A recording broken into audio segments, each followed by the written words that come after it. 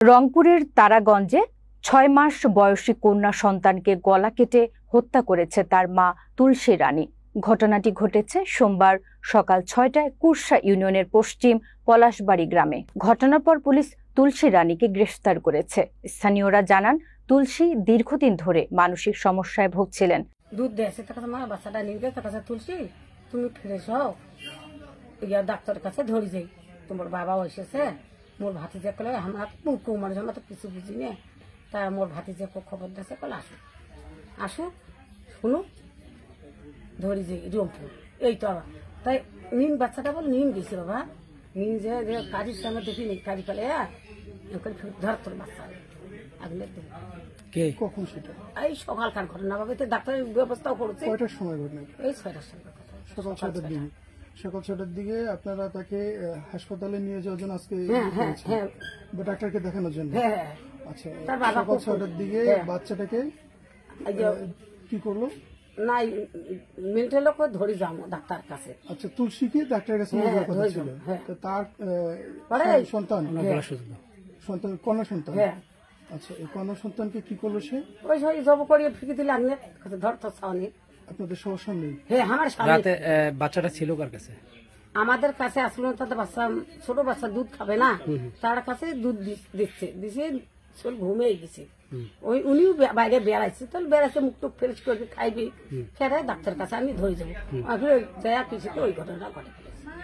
আচ্ছা, যখন আপনাদের বাচ্চাটা যখন জবাই করে ফালাই দিল, কি দিয়ে জবাই করলো?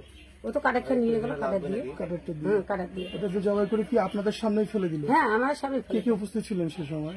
আমাদের বেটা আসলো, আমি আসলো, আরো একজন আসলো, সবার সামনে। প্রথমে বাচ্চাটা কার কাছে ছিল? প্রথমে আমাদের বেড়ার কাছে আসলো, আমার বেড়ায় ধরেছে তুলসী মুখ টুক ধর ফ্রেশ করো, ফ্রেশ করো।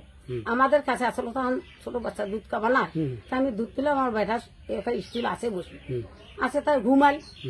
তুমি ফ্রেশ হও, মুখ চোখ ধন, ধুয়ে টুয়ে ডাক্তারের কাছে নিয়ে যাই।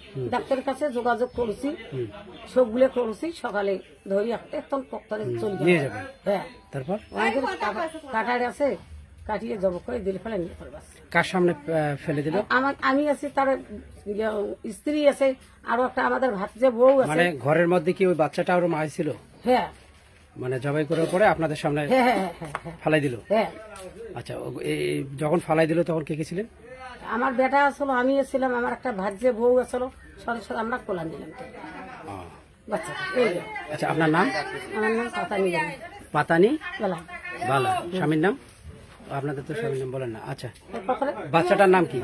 বাবার নাম থুবার পাইনি, নাম এখনো রাখেন? ভাত খোয়নি। বয়স কত বাচ্চাটার? এই 5 বছর চলে। 5 মাস। আচ্ছা, আপনি সম্পর্কে কি হচ্ছেন? দাদি। শিশুটির বাবা স্থানীয় হোটেলের কর্মচারী বাবুলাল। পরিবারে আরো একটি 5 বছর বয়সী কন্যা সন্তান রয়েছে। শিশুটির দাদি পাতানি বালা বলেন, তুলসীকে আজ হাসপাতালে নিয়ে যাওয়ার কথা ছিল, কিন্তু সকালেই তিনি ঘরে ঢুকে শিশুকে রান্নার ছুরি দিয়ে হত্যা করেন। পরে তুলসী নিজে হত্যাকাণ্ড স্বীকার করেছেন। OC M A. ফারুক জানান, ঘটনাস্থল থেকে হত্যায় ব্যবহৃত ছুরি উদ্ধার করা হয়েছে। প্রাথমিক তদন্তে মা নিজে হত্যার কথা স্বীকার করেছেন। এজাহারে দায়েরের পর আইনগত ব্যবস্থা গ্রহণ করা হবে।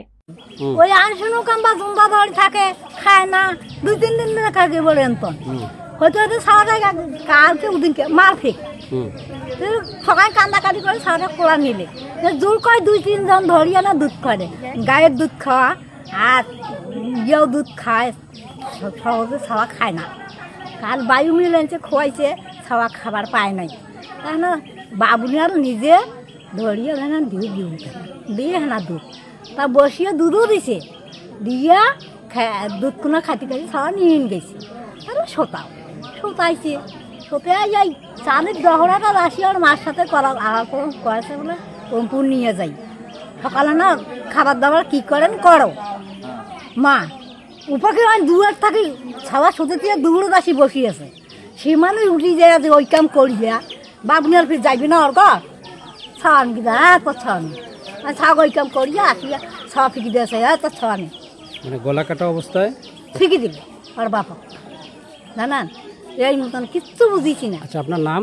আমার নাম আজবালা। ওই বাচ্চাটা কি হবে? সম্পর্কে? আছে পাড়া প্রতিবেশী আর কি যাও ওর বাপের না দিদি